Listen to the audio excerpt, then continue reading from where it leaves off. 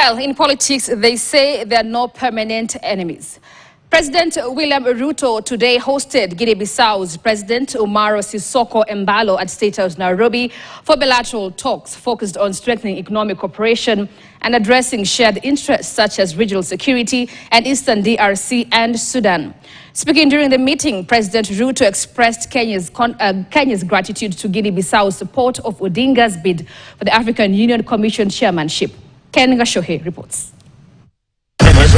Guinea Bissau's President General Umaro Sissoco Embalo was accorded full military honors, including a 21-gun salute upon his arrival at State House Nairobi for his official visit.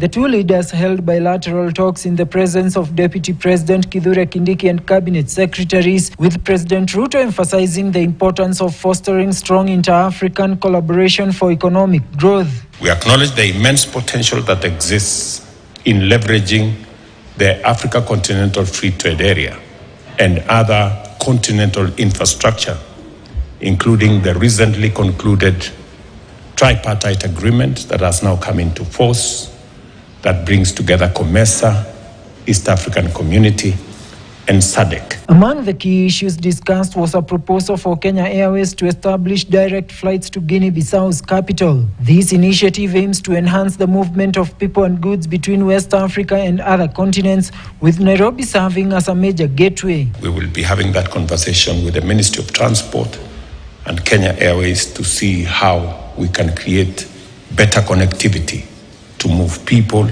to move ideas, to move goods between our countries, and to enhance communication between the West and East. The talks also covered efforts to restore peace and stability in conflict-hit regions, including Eastern DRC, South Sudan and Sudan, where humanitarian crises continue to degenerate due to ongoing conflicts. There is an ongoing South Sudan mediation process that is underway right here in Nairobi, and I have shared this with my brother, how as African leaders, we can bring more to bear in sorting out the challenges that face our continent. President Ruto also commended President Embalo for his leadership in rallying support from West African nations for Raila Odinga's candidature for the African Union's top position. Your efforts in not only supporting